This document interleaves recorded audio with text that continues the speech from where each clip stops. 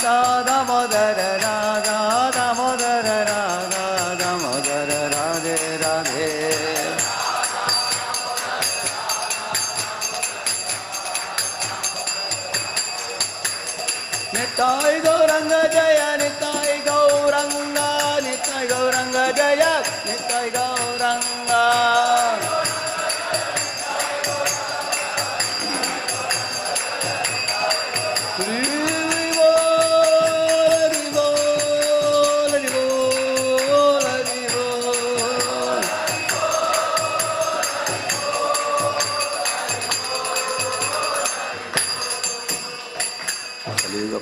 हरिनाम संकीर्तन की, ग्रंथराज श्रीमद्भागवतम की, श्रील प्रभुपाद की, समावेत गौर भक्त वृंद की, ताय गौर प्रेमानंदे।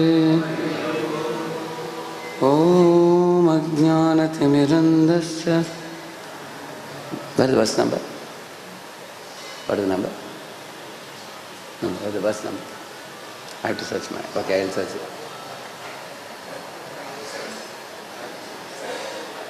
Hmm? 745.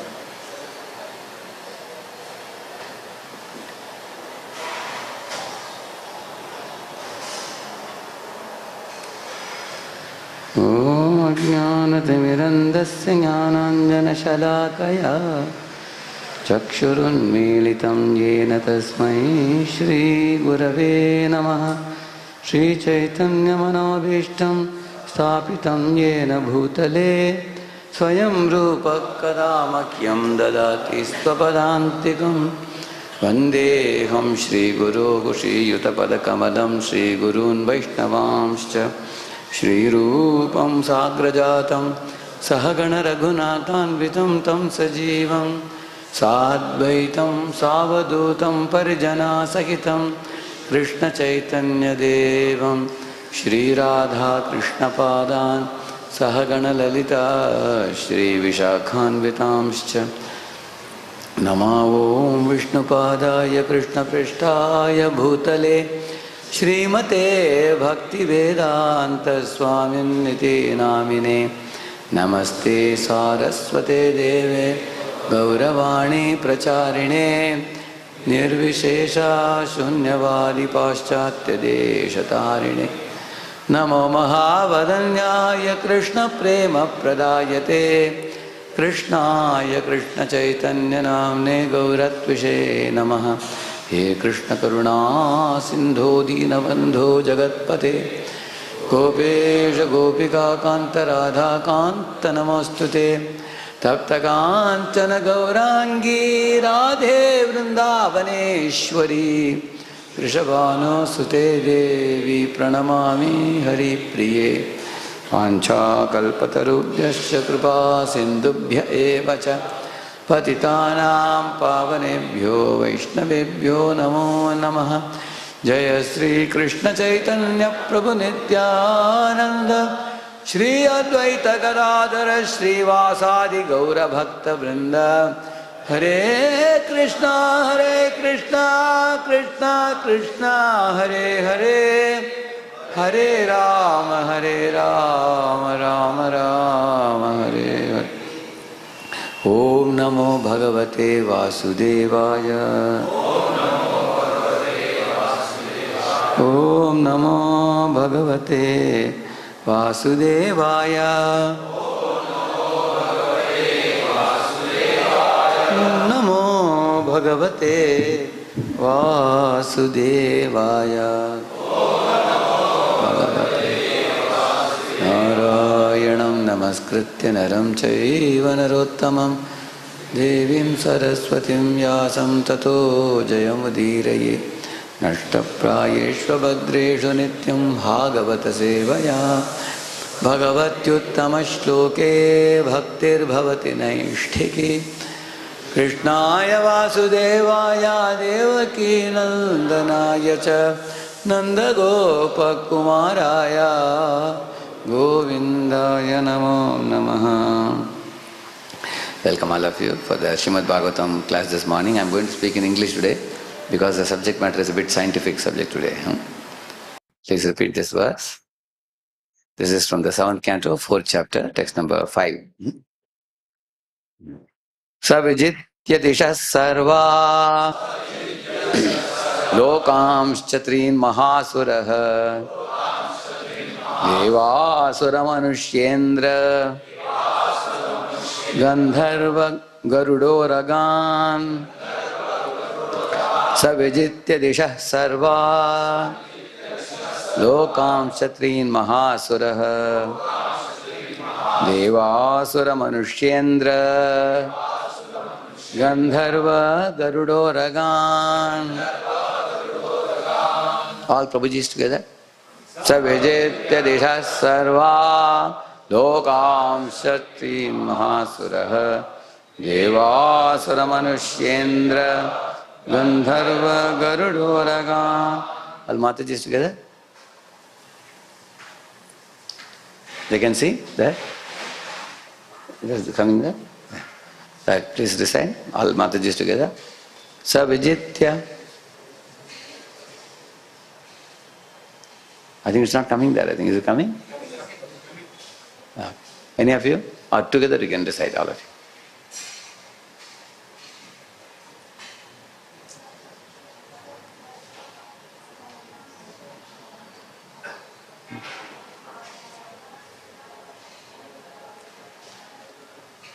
Yeah, correct. So there are two more verses I will recite. Siddhacharana vidyadran Rishin pitrapatin manon Yaksharaksha pishacheshan Preta bhuta patinapi Sarvasattva patin jitva Pasham aniya vishvajit Jahara lokapalana Sthanani saha tejasa Saha He Hiranyakashipu Vijitya conquering Dishaha the directions Sarvaha all Lokan planetary systems Cha and Trim three upper, lower and middle Mahasuraha the great demon Deva the demigods Asura demons Manushya the human beings Indra the kings Gandharva the Gandharvas Garuda Garudas Puragan the great serpents Siddha the Siddhas Charana the Charanas Vidyadhran with the Vidyadharas Rishin the great sages and saintly persons Pitrapatin Yamaraj and the other leaders of the Pitas Manun all the different Manus Yaksha the Yakshas Rakshaha the Rakshasas Pishacha Ishan the leaders of the Pishacha Loka Preta of the Pretas Bhuta of the Bhutas Patin the masters Api also Sarvasattva Patin masters of all the different planets Jitva conquering Pasham Aniya bringing under control Vishvajit the conqueror of the whole universe Jahara usurped Lokapalana of the demigods who manage the universal affairs Sthanani the places Saha with Tejasa all their power. Translation and purport by His Divine Grace A.C. Bhaktivedanta Swami Prabhupada ki. Hiranyakashipu became the conqueror of the entire universe. Indeed, that great demon conquered all the planets in the three worlds, upper, middle and lower, including the planets of the human beings, the Gandharvas, Garudas, the great serpents, the Siddhas, Charanas and Vidyadras, the great saints, Yamaraj, the Manus, the Yakshas, the Rakshasas, the Pishachas, and their masters, and the masters of the ghosts and bhutas. He defeated the rulers of all the other planets where there are living entities and brought them under his control, conquering the abodes of all. He seized their power and influence. Purport. The word Garuda in this verse indicates that there are planets of great birds like Garuda. Similarly, the word Uraga indicates that there are planets of enormous serpents. Such a description of the various planets of the universe may challenge modern scientists who think that all the planets but this Earth are vacant. These scientists claim to have launched excursions to the moon, where they have found no living entities but only big craters full of dust and stone, although in fact the moon is so brilliant that it acts like the sun in illuminating the entire universe. Of course, it is not possible to convince modern scientists of the Vedic information about the universe.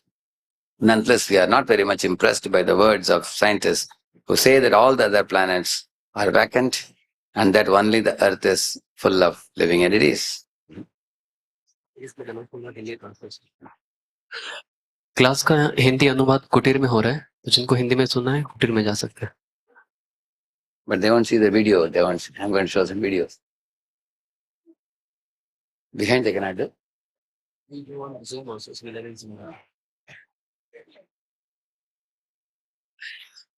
So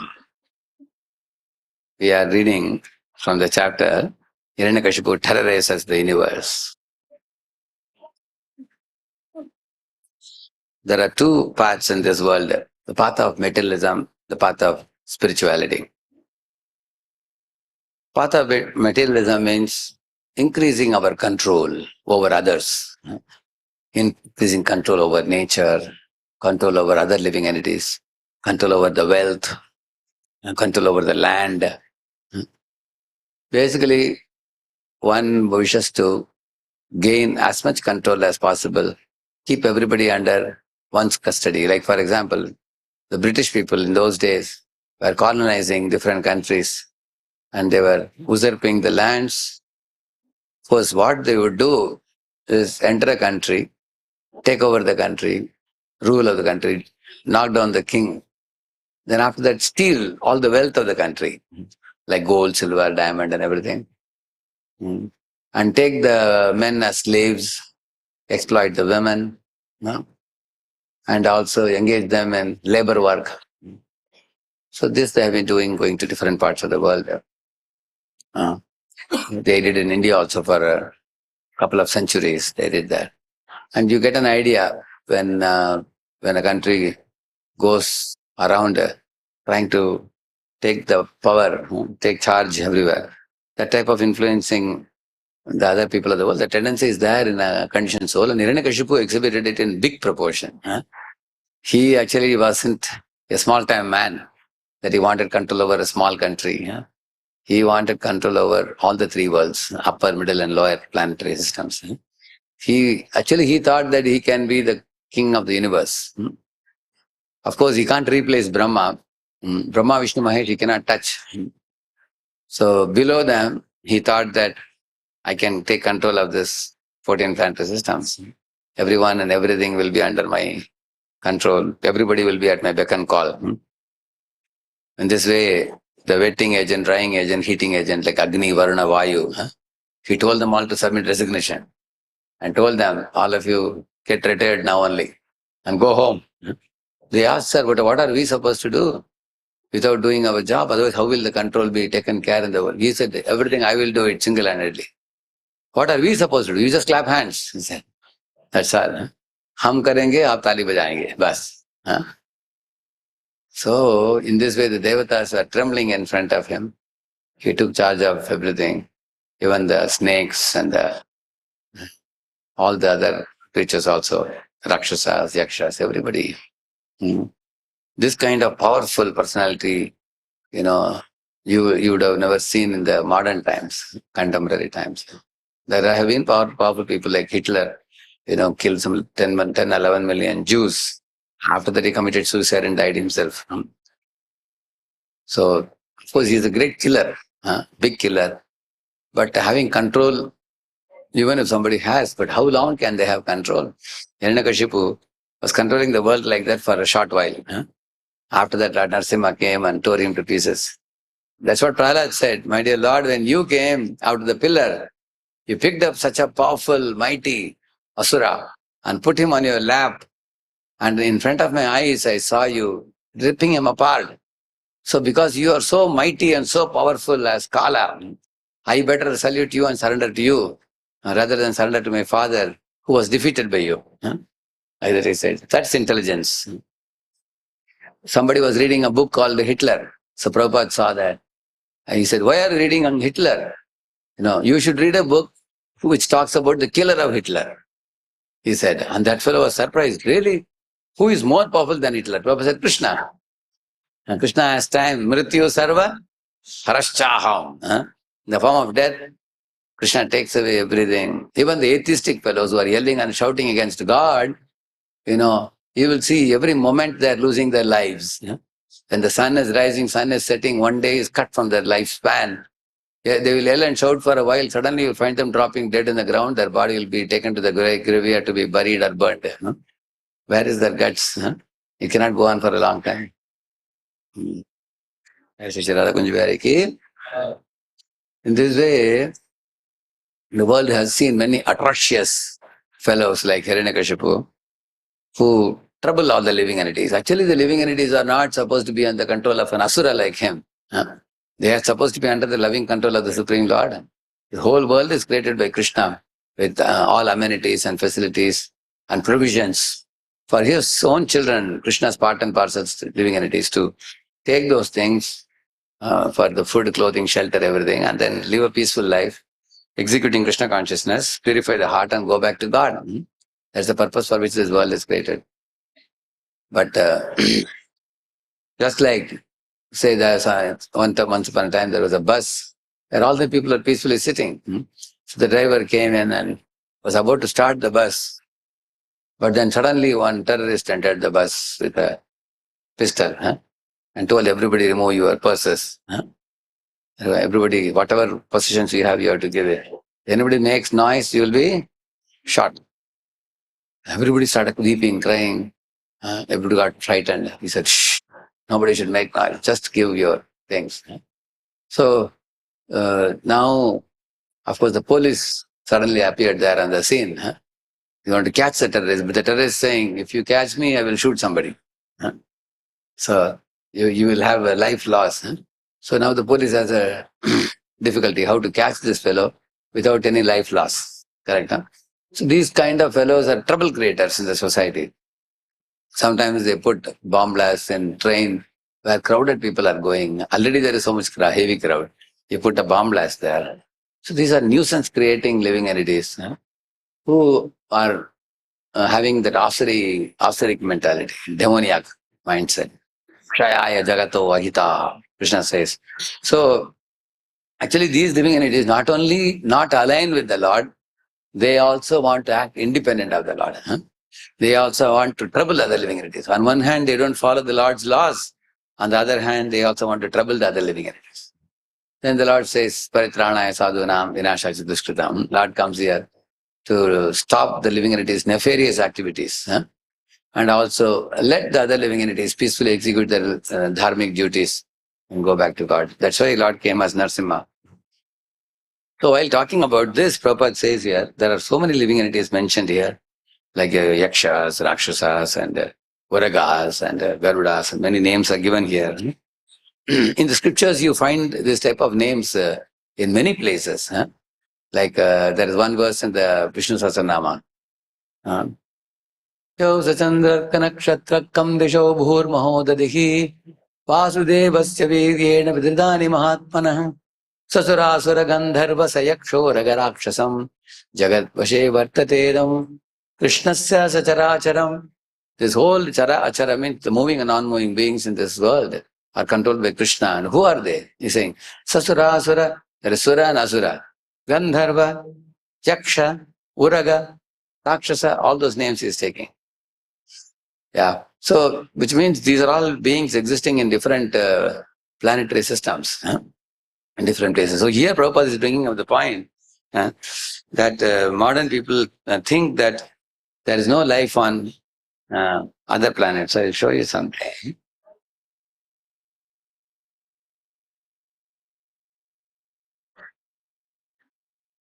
Scientific proof of a planet outside our solar system.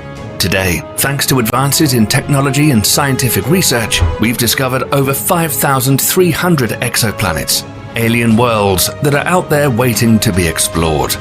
At first, these discoveries mostly involved large gas giants, but as our capabilities have expanded, we've started to uncover smaller, Earth-like exoplanets.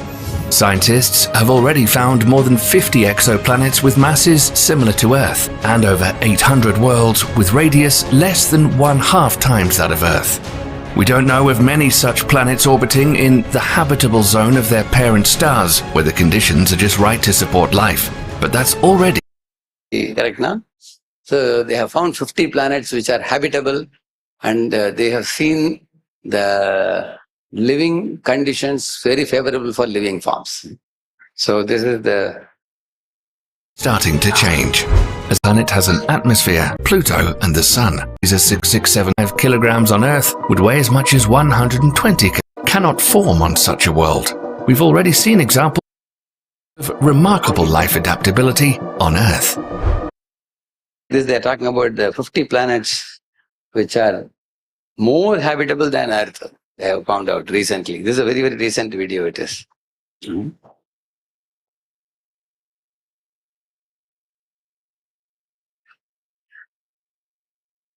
See, here is a research paper, Search of Life's Origins, as well as Progress and Future Directions in Planetary Biology and Chemical Evolution. So, the search of life outside the solar system. Is it big enough? Okay.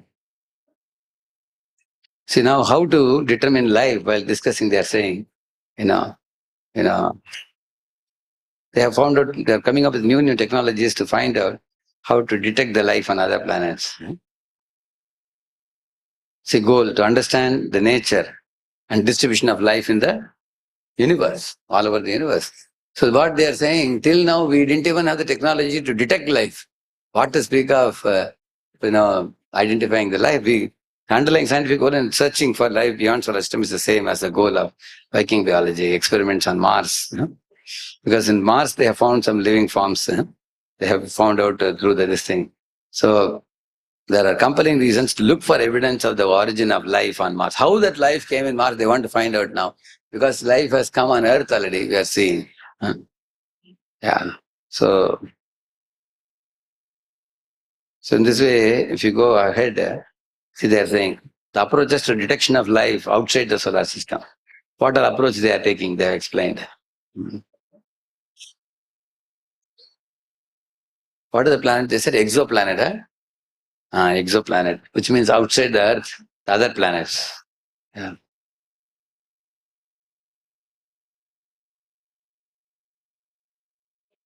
See here, programs to search for other planets have been endorsed repeatedly. These endorsements of astrophysics and planetary science are concurred by scientists. Okay. So it should be noted that the desire of the exobiologist to examine. So now they are going to give the list of ways they have already adapted now recently. Find out.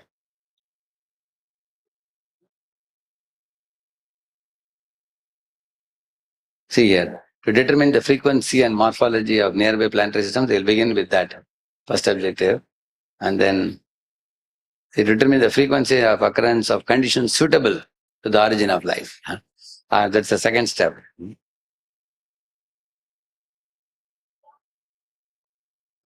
See, they are saying here, to appreciate the intrinsic difficulty of this task, they are saying here, Titan presents far bigger and brighter target than a distant Earth-like planet, and one can be observed without confusion. So they are trying to take all the possible planets which are nearest to the Earth, because farther planets are even more very, very far away. And then to search for presumptive evidence of life in other planetary systems.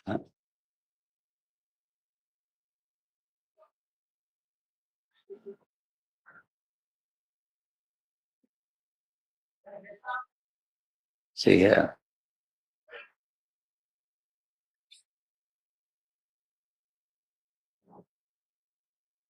They're comparing Earth and Mars here, you see. Although the overabundance of molecular oxygen in Earth's atmosphere and coexistence with methane is an example drawn from Earth, it correlates with life as we know. Life as we do not know. See, this is the point. Life as we do not know, it is likely to be no less surprising than soil chemistry of Mars. So one of the points, and I'll show you another article, earlier they had a notion that life can only exist in certain physical chemical conditions. For example, in Arctica, Antarctica, they had determined that there cannot be any living forms. But when the ice was broken, they found some living forms inside ice also. Similarly, there is one article called as, I'll just show you that. And there's another article also.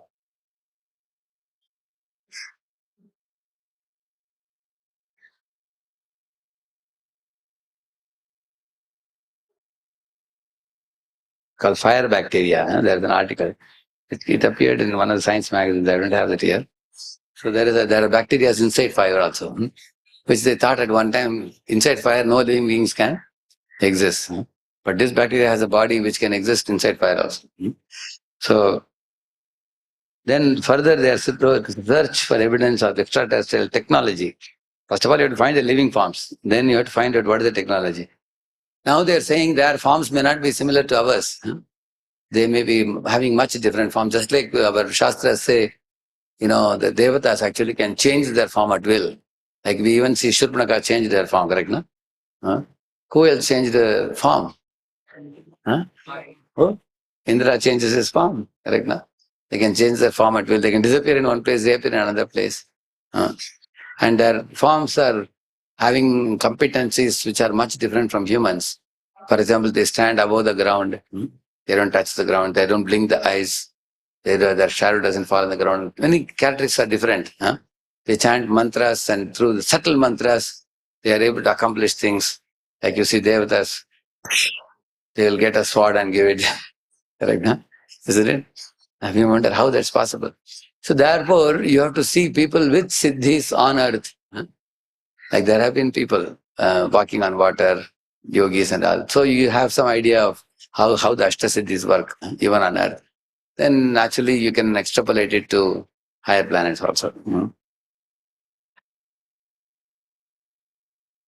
So there is a big research going on. Then there is an indirect detection, direct detection. So much of crores of rupees are being spent on this to understand.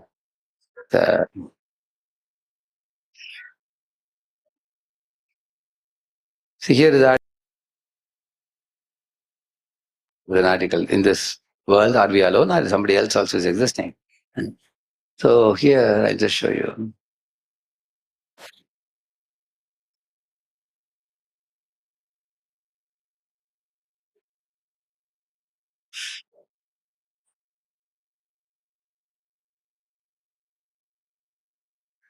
See, here one scientist is saying, we don't have a universally accepted definition of life itself. So how can we find life? You understand, huh? They are still finding out what life is because they don't know the difference between Jada and Chetan. That's where they have to begin first.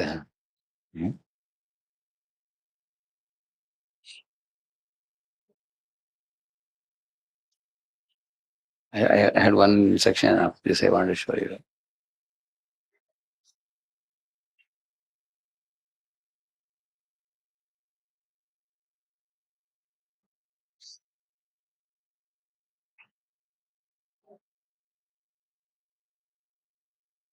Now, here what she's saying, this is the MIT astronomer. She's saying here, the genius fellow and leader in the scientific race to find another Earth in the near future.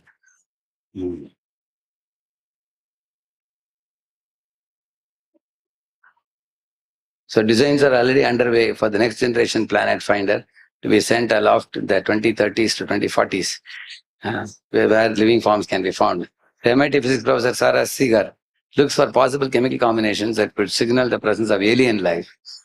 So she, along with the biochemistry colleagues, they first focused on 6 main elements associated with life on Earth. So carbon, nitrogen, oxygen, phosphorus, sulfur, and oxygen.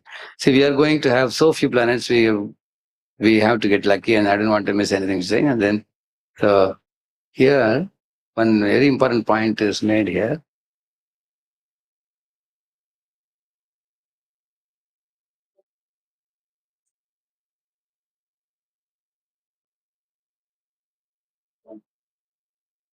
There's one nice section was there. Yeah.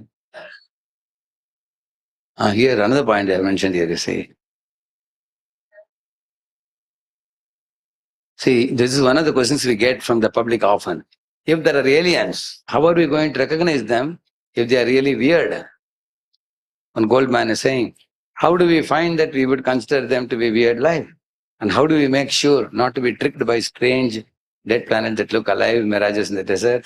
Life on planets around the stars, other stars also might be hidden in a subsurface ocean encased in ice. Like, for example, when they looked at the Venus, it appeared very, very foggy. So initially they said it is covered by fog, it must be frozen planet, they said.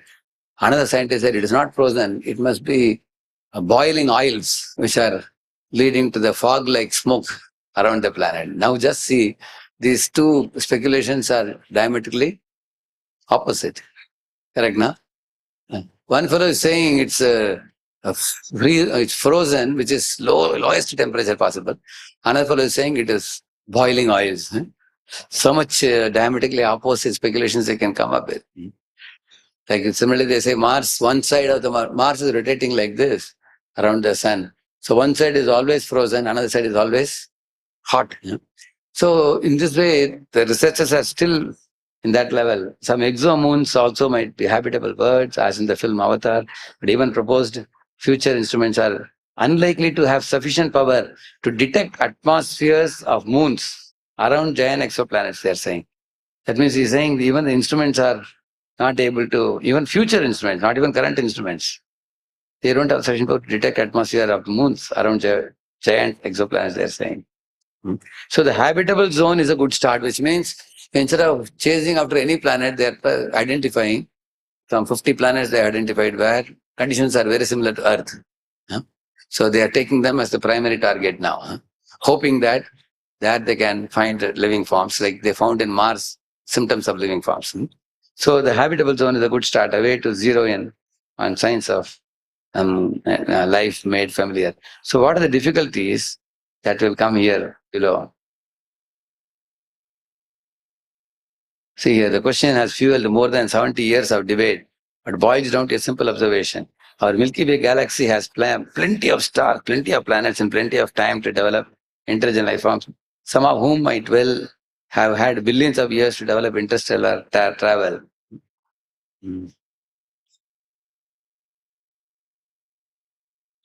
So,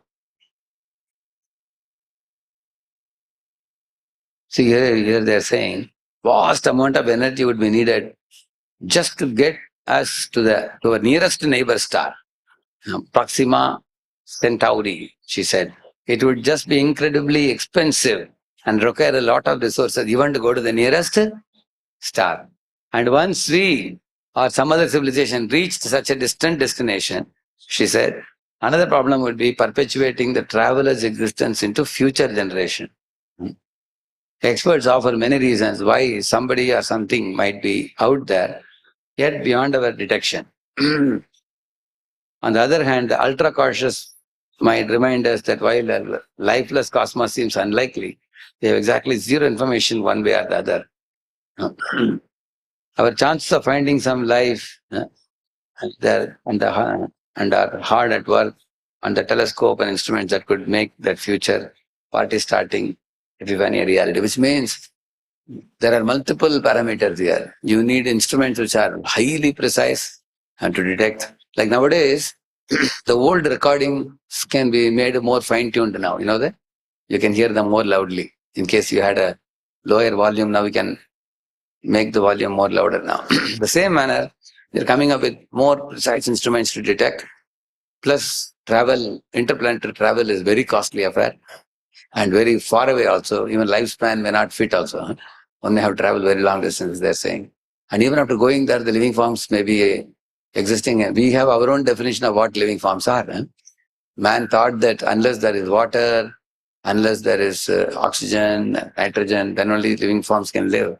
But now they are finding many living forms which live even without these things also. Like there is one frog which lives in a rock, you know that? In a mountain, if you break the mountain with a dynamite, some frogs come out of the stone also. That frog actually jumps from the floor to the ceiling. It has elastic legs. I don't know what you call it. In Tamil, they call it tere. I have seen it also. It has a leg folded like this. Any of you seen that type of frog? You've seen that? What do you call it in Marathi? What do you call it? Tamil, tere, no? You know that, yeah. It has a elastic. It jumps from here to the ceiling. It can jump. It's a elastic type of, and it sticks also. Correct, no? It can go there and just stick there like that, and that lives inside a rock. Similarly, you will find cactus in a desert. How is it able to grow in a desert with no water? It's able to draw some water from the atmospheric, situation. So, one is living forms should not be defined based on our experience. The living conditions. Living conditions should not be defined based on our experience, because our experience is limited. Atmavan maniti jagat, we say, no? Atman, which means, like Prabhupada says, I can't live in fire, so nobody will live in fire. Huh? Concluding like that. But then later on, scientists found they live in fire, they live in ice, they live in rock, huh? They live in desert. Huh? They're living forms like that. What to speak of living forms outside? Inside your body, there are millions of jivas. How many of you knew this? Inside your body, how many jivas? Millions. Really? I came to know this when I was studying about this cloning article by His Holiness Bhakti Swarup Damodar Maharaj. His dialogue with Prabhupada. Actually, there are millions of jivas in our body, atmas, but one is called as a predominant atma. Huh? Like, for example, in a house, a man is living, he's a predominant man, owner of the house. But there are cockroaches living, rats living, isn't it? Insects are living, caterpillars are living, mosquitoes are living in the same house. They don't pay any rent. They just live in the house. He pays the rent, isn't it? Similarly, in your body, you pay the rent by your karma, but many others are clinging onto your body like parasites. They are also living in one cell. If you take the tissue culture, they do, no? If you take a piece of flesh and culture it in culture the tissue, it expands. There are millions of germs existing in that.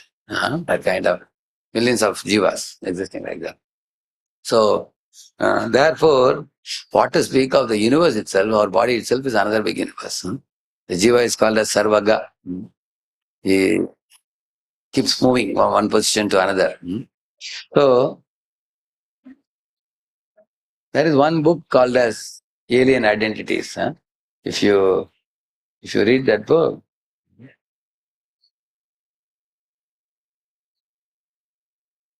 see here what she says here. You will see. Mars and the asteroid belt in our own solar system. Well, with this discovery, we've made a giant accelerated leap forward in the search for habitable worlds and life on other worlds, potentially speaking. Because with not just one planet, but several, we have room that if we didn't have the habitable zone quite right or weren't sure quite what we're looking for, we have many chances over. Now, we don't know much about the planets. We know, as we heard earlier, the masses and sizes and their orbits. So for now, we just speculate. And for that, the TRAPPIST-1 system has really captured our imagination, because with this amazing system, we know that there must be many more potentially life-bearing worlds out there just waiting to be found. Although Spitzer's monumental discovery is one for the history book, its original mission didn't involve searching for exoplanets. It was built to survey the universe using infrared light. The discovery of exoplanets was tasked to another one of NASA's observatories, the Kepler spacecraft. Since launching in 2009, Kepler has scanned over 150,000 stars. And the different planets, and just get some information. That is the stage in which science is now. Why I'm showing you this, first you take a photograph of what is existing. Imagine, for example, somebody has made a skyscraper building. Somebody has made. You go there and take a photo from all angles, different angles. That's the first thing you are doing. And then study what are the materials of which the building is made. And then you find out who is living in that house. Then you find out who is the owner of the building. Correct? And how did that person have the architectural talent to make that building? There are multiple steps ahead. Right now they are just taking photographs. This planet looks like that planet looks like this. I think the Mars is having a lot of smoke. It must be from the boiling oceans, or it is a fog around the planet. It's an icy planet, it's a hot planet. Even with so much of advancement, we can get some information, that's all.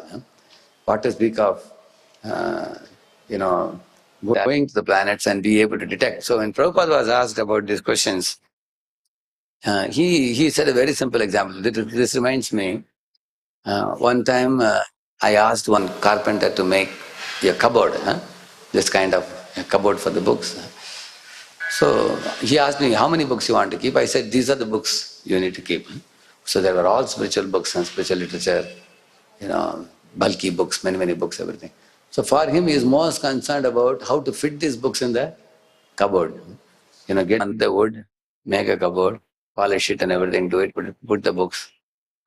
And then he took me and showed me, Swamiji, now is it all right? I said, yes. He didn't take even one book and open a page to read what it is. Because his talent is used for making the cupboard. And my talent is supposed to read the books. We two are approaching the same cupboard in two different ways. Correct now? I am approaching the cupboard for the books. He is approaching the books for the cupboard. You understand the difference? No? For him, a quantity of books he needs to know so that his cupboard will fit. This is how the materialistic outlook and spiritual outlook. The spiritual outlook looks for the Lord and the living entities, and the living entities have turned away from him, like Hiranyakashipu, for example. And how these living entities are roaming in this world. You see from that perspective. But scientists are seeing the world from the perspective of, is there one more planet available? Earth is getting overpopulated now. They want to go. If they go there, what do you think they will do there? Eating, sleeping, waiting, defending. Same thing they will do there. So,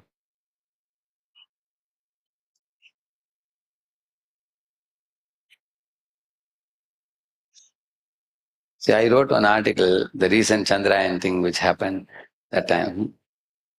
So I will just share this. You can see this one. See, can man travel to higher planets? Is it big enough or small? Little big, I'll make it. All right? See, can man travel to higher planets by mechanistic means? Vedas have taught the method of reaching higher planets, you see. First category, in the Bhagavad Gita it is explained. Krishna says that, Traividyamam somapa puta papa yajñerishva sargatim prartayante te punyamasādya surendra lokam ashtanti divyan divideva bhogan. He is saying that, in the 9th chapter he says that, if you have done punya, you go to the heavens. And there, Divideva Bhogan, heavenly delights will be given to you. Nice food, nice life, very healthy body, tenacious body. You can last for a very long time. 1,000 years or 10,000 years or 1 lakh years, 1 million years also. That kind of body you get, handsome body you get. And there are no diseases in the body. There's no old age. There is a birth and death only, that's all. But who death is there, you have to remember that. Yeah. When the period ends, when your punya is over, you come back to the earth, he says. Te tambuktva sargalokam vishalam kshine punye martyalokam vishanti, he says. You come back to the earth. So, by sacrifices, you gain virtues, punya, and become eligible to enter higher planets. They come in the category of karmakandis, spiritual workers, who aspire for long life and abundance of material spiritual return. And the second category, they go to heavenly planets without performing sacrifice. Who tried that? Trishanku. Ravana also. He wanted to make a staircase to go to heaven without performing sacrifice. See, now what will happen if you go there without performing sacrifice? It's like, say you become an MD surgeon because you are son of a Karodpati. You gave 1 crore and got one MD degree. Tomorrow you are taking the knife to operate somebody. What will happen? See, you are MD surgeon, you never went to college. You never read any books. And if you take a knife and scalpel in the hand, you can actually damage people more than doing good for them. You have not gone through that knowledge. In the same manner, one who has not done sacrifice, that purification doesn't come. Even if they go to heaven, they will not be given access, or even if they get somehow or other to the heavenly planet, they will not be given the vision of the planet. Just like, let us imagine, a cow is going to Bharatiya Vidyapit College, and every day she goes inside the compound, eats grass, and sits in the first year classroom backside, and then second year, third year, fourth year. 4 years the cows went and came. Will the cow get a degree? No. The cow has no ability to comprehend what is being taught in the class. Correct, no? So it requires different type of mindset. Similarly, those who have punya, when they go, they will have access to everything. Just like in a company, you have the CEO, then you have the works managers, then you have the HODs, head of the departments. Then you have, people below like team leads and all. So they give different access to different people. Correct? You correct, no? Like team lead will have only some access. Above them, the project managers will have more access. And even bigger managers have bigger access. CEO has complete access. Unit head, they have access to everything. So Krishna has unlimited access, and Brahma has some access.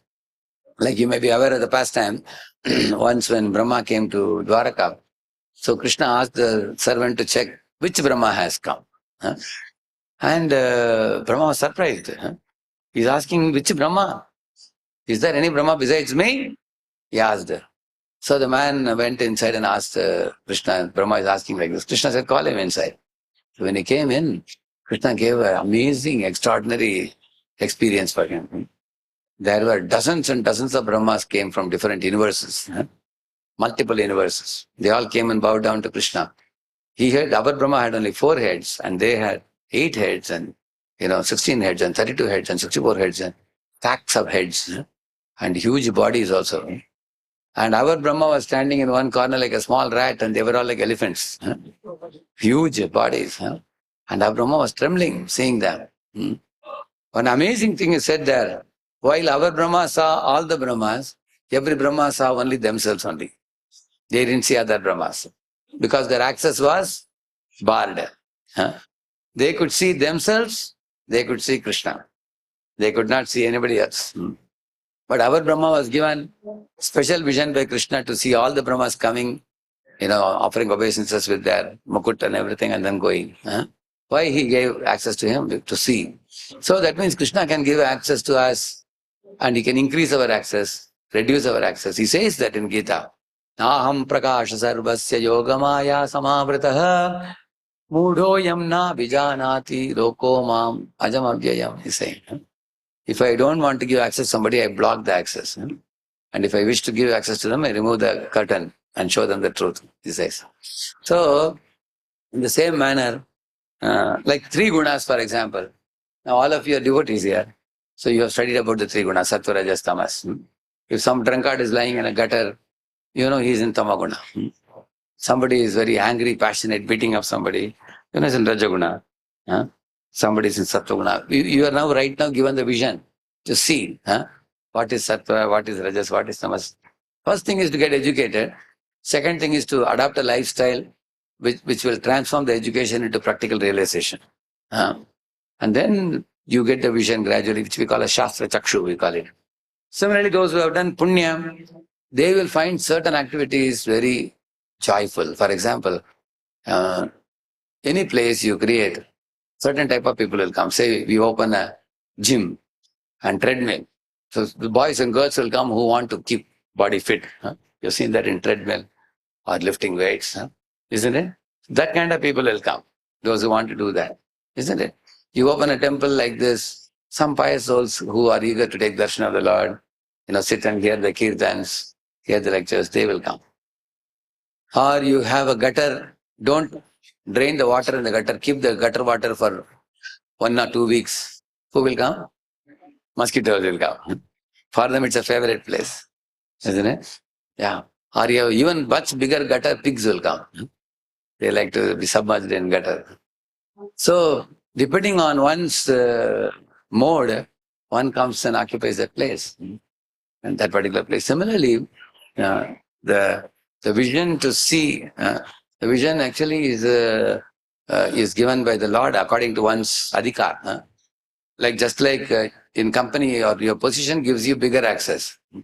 Similarly, our vision of our ability to see the Swarga and everything depends on how much punya count you are carrying with you. Okay, the first category are people who do yajna and go. Second category are people like Trishanku, Ravan and all, they wanted to go without doing yajna. Third category of personalities, like Hiranyakashipu, who gained entry to heavenly planets by performing severe austerities, defeating Indra and demigods, took over their throne and became Trilokadipati, master of 3 worlds for some period of time. See, I put it in italics. Because who is the person who controls nature for all time? Krishna. Maya Adhyakshena Prakriti. Although Lord Krishna says in 9.10, he is the controller of material nature, Hiranyakashipu also, by dint of his austerities, became a controller of material nature.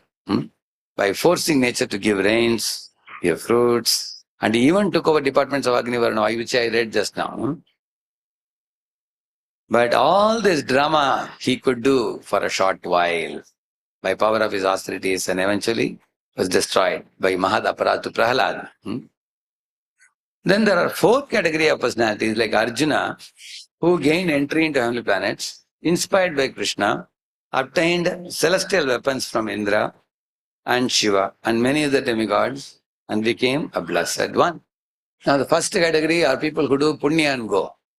Second category are people who have not done punya like Trishanku, but make an effort to go. And they are defeated in their purpose. And third category of people are those who don't perform yajna to please the Supreme Lord, but they perform severe austerities to gain control by materialistic austerities, without surrendering to Supreme Lord. Hiranyakashipu is the third example. Now the fourth category of people, they don't do yajna, they may not do yajna, they may not do any austerities independent of Krishna, but they are aligned with Krishna, they are bhaktas.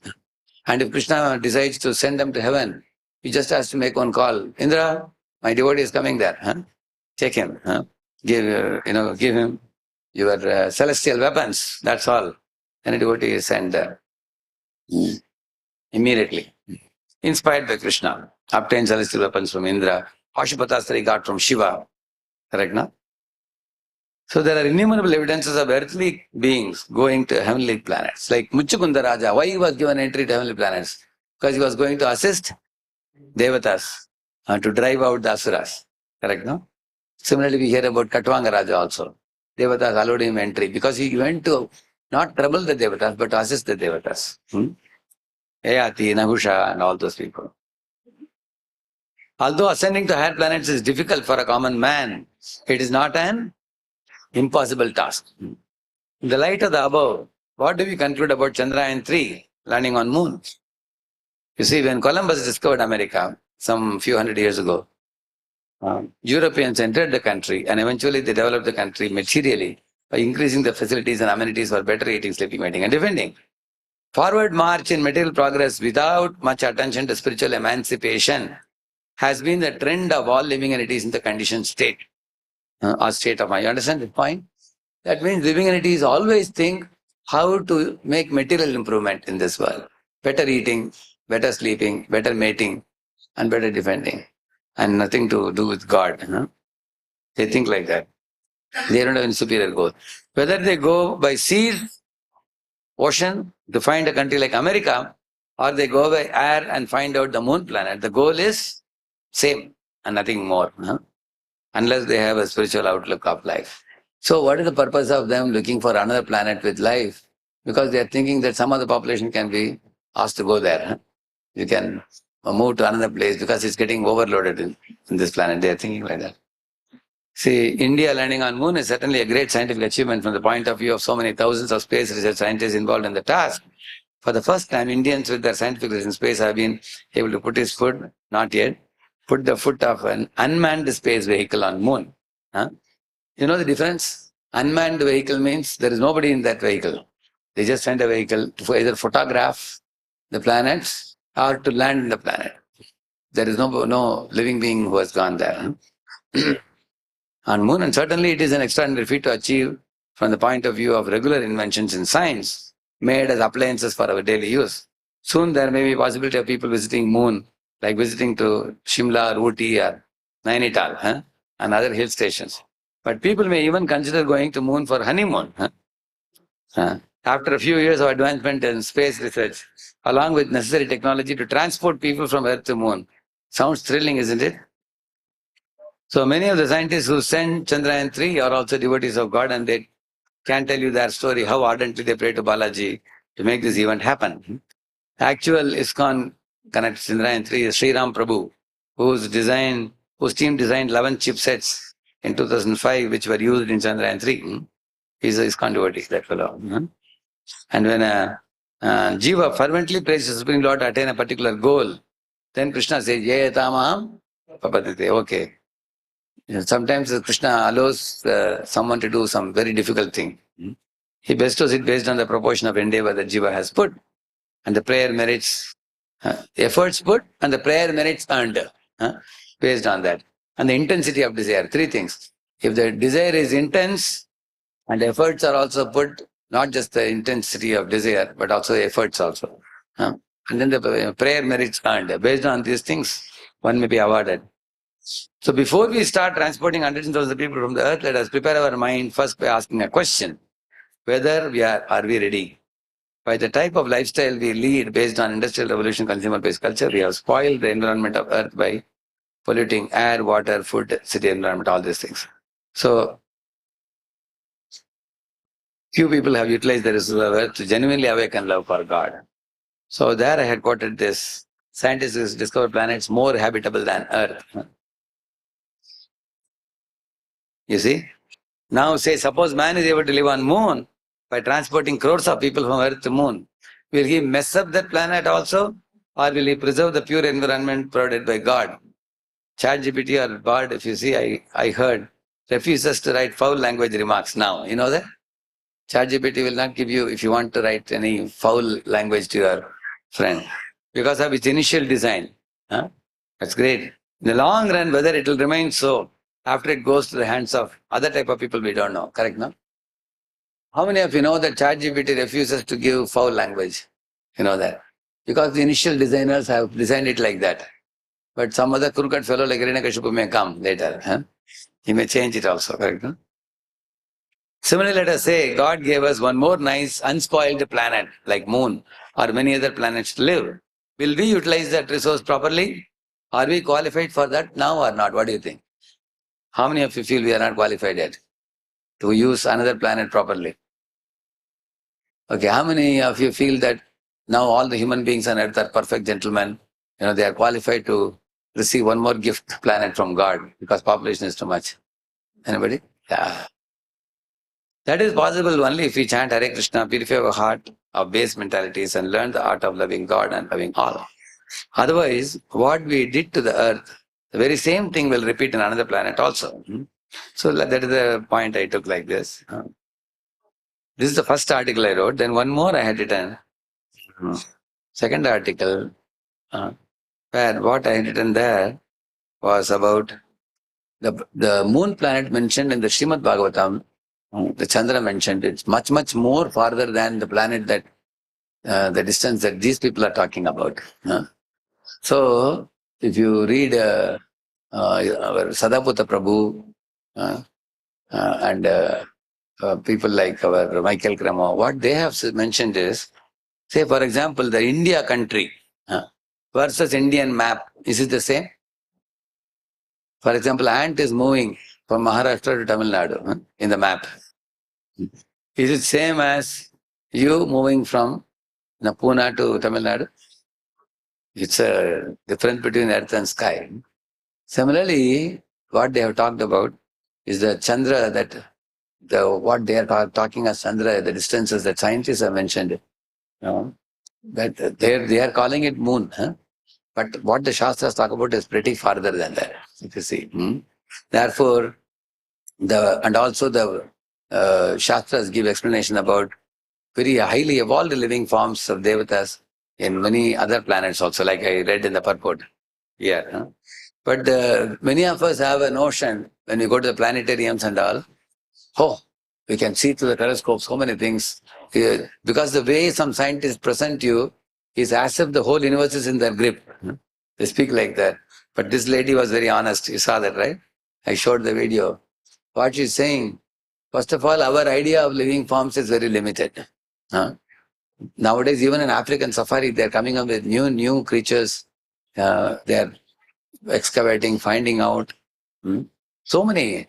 Like there is one ruby throat hummingbird. You can put in Google search. Ruby throat hummingbird. You'll be shocked what they say about it. I'll show you.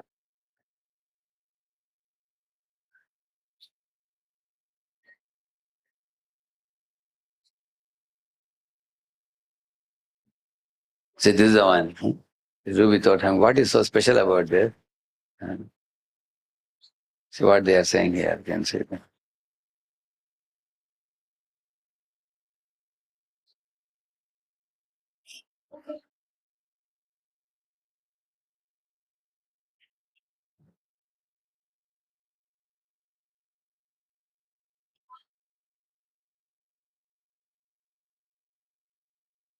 What is special? Why is it rare? Here it's written, you can see. See, ruby-throat hummingbirds are common. Okay.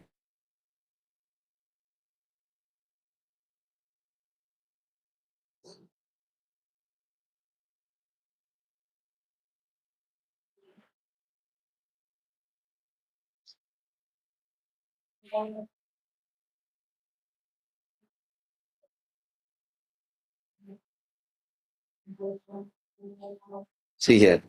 The ruby-throat hummingbird beats its wings how much in a second?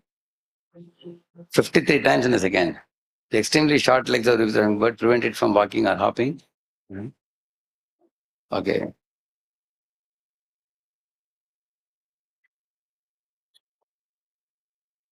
So here it is not given. You should see the weight of this bird. So scientists have become very surprised about how this lightweight creature is so powerful. If you ask, here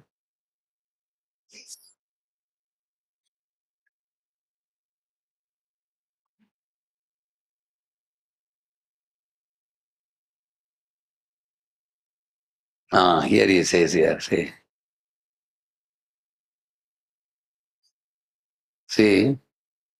you can fly up to 30 miles per hour forward and 60 miles per hour while diving.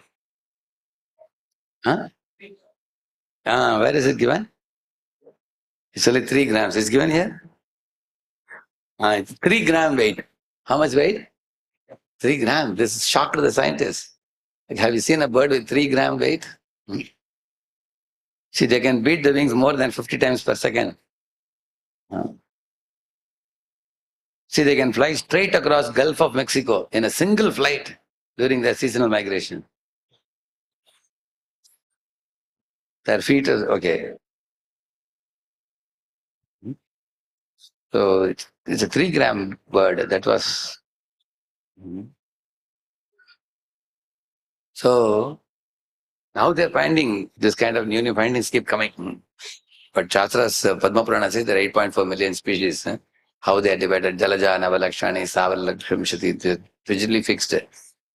It's not that new things are coming. Actually, these things are existing, but scientists are discovering or uncovering or unfolding it.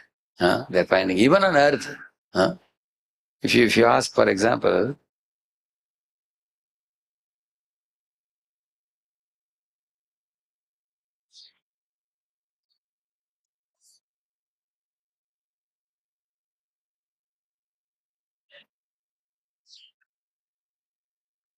see here.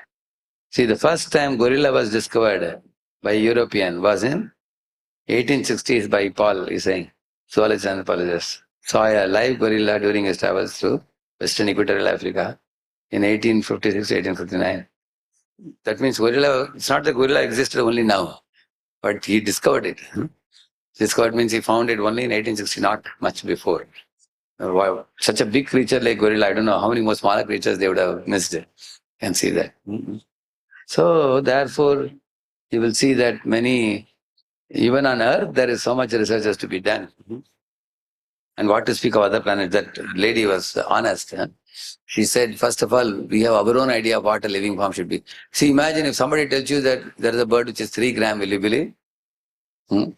So, therefore, one scientist said, there is a bird which is unbelievable that it can exist, but it exists. That's how it was first presented when ruby-throat hummingbird came. Came means they found out that is existing. So there is one song by Bhaktivinoda Thakur who says, Hey Keshava, tu Jagatta Vichitra. Like that one, there is one song. He says, Oh Lord Keshava, oh Lord Krishna, your world you have created is very amazing. Why is it amazing? You all know dolphins, for example. When dolphins want to sleep, they close one eye and with the other eye they keep it open to save themselves from enemies. Then afterwards they sleep with this eye, and with this eye they are watching, taking care of themselves. Any of you can sleep like that? You sleep with one eye, another eye.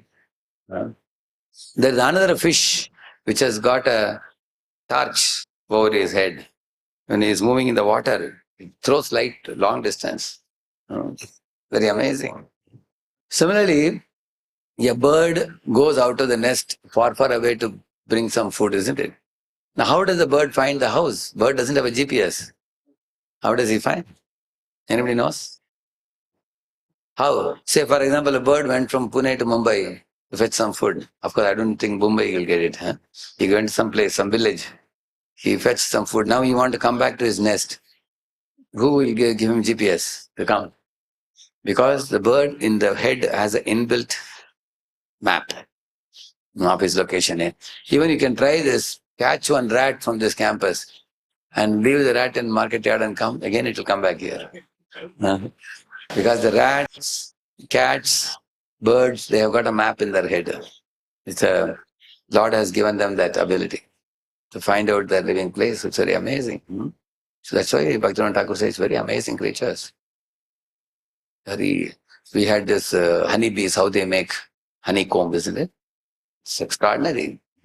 Even humans, for them to make such a delicate thing is very difficult. Like spider makes that spider's web, or the silkworm makes long threads, such powerful things. So one creature is extraordinary in this world, the Lord's creation. And there are many existing on earth, we do not know. What to speak of existing on other planets? But the Vedas are highly evolved. They talk about bigger creatures and existing faraway planets. Like Rakshasas and Yakshas and Uragas and Vidyadharas and Kinnaras and Charanas, Apsaras, Gandharvas. They all are existing in different planets. If you go to the 5th canto, even the distances are given. In which level, who is existing? Humans are existing on this plane. In a higher plane, where are the Gandharvas existing? Pishachas, Bhutas, where are they existing? Uragas are below the lower planetary systems. And then if you go to higher planets, Bhuloka, Bhuvaloka, Swarloka, Maharloka. So we are in Bhu now. So Bhuvaloka and Swarloka, they're all heavenly planets where we talked about, Indra and all the other devatas. They are planets of enjoyment. But higher than that, if you go, Maharloka, Janaloka, there are many tapasvis are living. Austere sages are living, and people are more serious about spiritual life. And then when you go to the Satyaloka, Brahma himself lives there with very highly elevated rishis. And then they all don't die also. At the time of cosmic annihilation, they go back to Godhead. And along with, even the Pralaya does not touch Maharlok, Tapalok. Only up to Janalok, only the Pralaya waters go. They are very exalted beings there. So, lot of, very, very advanced details are available in the Srimad Bhagavatam. If you read. So, one thing you will see, like, if you ask, when did they find out that plants have life? I think it is 1903. When did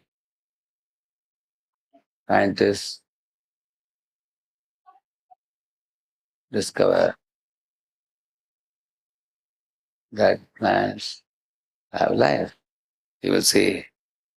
See, in 1901, Jagdish Chandra Bose proved that plants are life forms similar to other life forms. Bose experiment demonstrated plants have life cycle. Their protective system and are aware of their surroundings. So before the scientists were thinking that plants have no life, which means even just a century ago only they came to know. But the Vedas are talking about plants having life millions and millions of years ago. There's always talk about chara and achara, moving livings and non-moving living. Which are the non-moving living things? Plants, plants and trees. They're non-moving living beings. Vedas talk about non-moving living beings, but scientists thought if they're non-moving, they're no life. They're moving, you have life. That's their estimation. Very, very superficial. But when, in the same manner, somebody may ask, why should I believe in the Vedas that living forms are existing on other planets?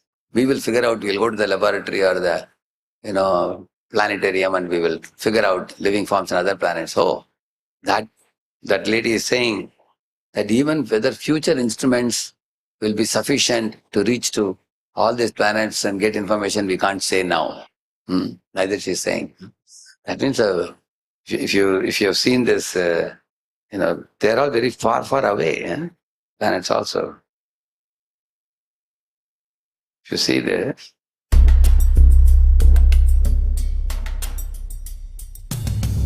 see the distances. This is 1 meter, 10 meters.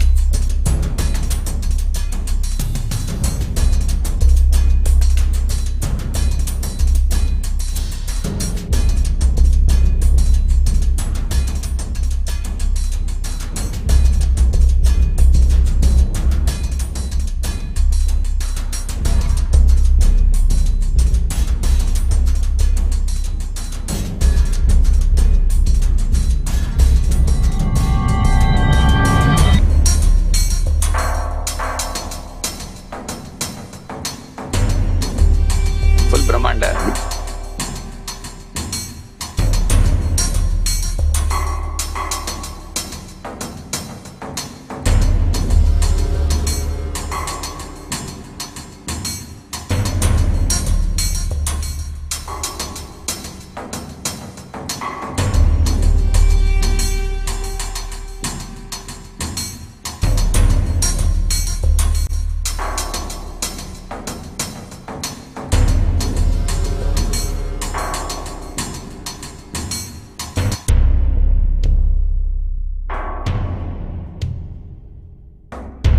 Oh, still order is there. See the designs.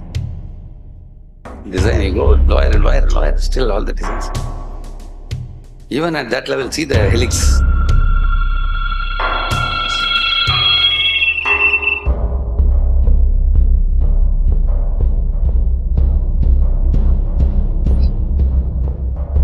In those days, only pico, we knew only picometer. Now below picometer, femtometers have come.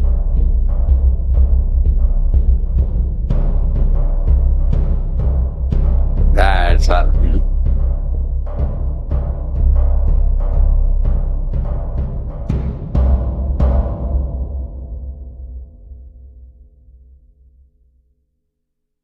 Yeah.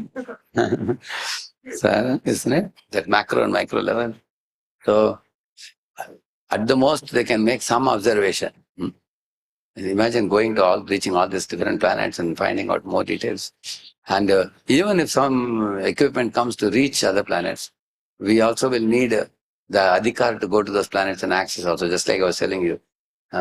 If you join a company as a GET, you will only be given GET access. You won't be having the unit heads access. Like for example, if I open my website, immediately here for example, I am just helping you understand this point. If you open this, immediately you see brahmacharya training comes here. All these things, because I have more access. If somebody else opens this website, you won't get this. Correct, no? You will only start from here, newcomers. You will not see this at all. See? Here I have all this one. Here to segregate more. Correct, no? Because I am given access. Similarly, all of us, whatever access is given to only that much you can see. So, what Bhagavatam says is, yes, you can have curiosity to know what is existing in this world, but if that curiosity makes you get stuck in this world, not go beyond, like scientists are researching, the more you research, the more you get caught up in matter. You don't know the meaning of life, purpose of life. The purpose of life is clearly explained in scriptures, that we are jivas who are different from matter, but you are trapped in matter. Just like a bird is trapped in a cage, we are trapped in this body. To liberate the spirit from matter is the first goal of life. And a higher goal is to recognize that I am not the Supreme Spirit. I am a subordinate spirit. There is a Supreme Lord who is Supreme Spirit. That is the second goal. Third goal is to know that, Priya, Atmeshwara, Surat. Three things. Lord is very dear to the Jiva, and the Lord is master of Jiva, and the Lord is the well-wisher of Jiva. These three things Prahlad says. Yada agi purushasyeha Vishnu padopasarpanam yadesha sarva bhutanam priya atmeshwara suhrit. He's saying, Lord Krishna is very dear to the Jiva, and he is also well-wisher of the Jiva, and he is master of Jiva. So therefore, for me to serve him is very natural. Like that he says to his friends. So to arrive at this point is the third level of understanding of meaning and purpose of life. And to enter into the five rasas with the Lord, that's ultimate. At least first one should know I am not matter, I am spirit. Unfortunately, in the modern day schools and colleges, there is no education about matter, spirit. And why some students are committing suicide? Because they think they are the body. If I didn't succeed in academics, then break down your body. Because they don't know what is matter, what is spirit. So, the beauty of the Srimad Bhagavatam is it gives a lot of scientific truths about many things in the universe existing. It doesn't stop with that. It says this universe is very complicated, but this universe, Abrahma Bhuvana Loka, Punaravartino Orjana, Mamapetit Kaunteya Punarjanmana Vidite. From the topmost Brahma's planet down to the Patal Loka, it's all filled with various living entities. And all of them undergo birth and death. But those who come back to me will never undergo birth and death. So what is the ultimate goal? Come back to Krishna. So they give a very clear conclusion with no ambiguity. Not that you research all your life and you don't know after your death what happens, where are you going. So children are graduating from college, but they're graduating into ignorance because they have no meaning of life, purpose of life, goal of life, values in life, character in life. Just eat, sleep, and mate and defend. So when we are studying about Hiranyakashipu's mindset, as much as there's a talk about life on other planets, there is also talk about Hiranyakashipu's mindset, which is the wrong mindset, which is Bhogavritti. So therefore I took that when I wrote that article. I said that even if you go to another planet, what are you going to do is very important. Correct? No? Imagine if ISKCON devotees get one more temple in Pune now. Now we have Kunjabihari. Now we have Vrindavan Chandra also. Now one more temple is going to come in Vishal Nagar now. But wherever they go, what they will do? Chant Hare Krishna. And start the morning program. They will bring Radha Krishna, Gaurnitai, worship the Lord, distribute the books, perform dramas, perform kirtan, distribute prasad. So when I saw this kind of Prabhupada's ISKCON movement in the early days, I thought that this is a wonderful thing. Because the more these fellows expand, the more they will do good to the world. Correct, no? Wherever they go, they will erect a temple, they'll bring the Lordship, they'll distribute prasad, Harinam, Sankirtan, teaching Bhagavad Gita. So, imagine one more planet Krishna gives us, what we will do there. Start one more ISKCON temple there also. Correct, no? So, Prabhupada says, our movement is a movement where we prepare people, make them ready to go back to Godhead. And modern day education is preparing you to get stuck in the material world. It doesn't give you any clue about meaning of life, purpose of life. One should know the difference. Materialistic path and spiritual path. So what is the solution for us? Okay, even though you have to do your college education and earn a degree, do a job, take out time for spirituality and understand Srimad Bhagavatam. And come to the ultimate goal of life and don't get stuck in material research alone. That's the point. Therefore, Sarup Damodar Prabhu in those days became Sarup Damodar Maharaj. Dr. T.D. Singh, he studied in the University of Illinois in America. It was a doctorate. But then he was very impressed with the way Prabhupada presented the philosophy. So when he got the correct understanding of what is life, what is death, what is matter, what is spirit, the meaning of life, goal of life. So he dedicated his life and became a sannyasi in ISKCON. Sri Prabhupada ki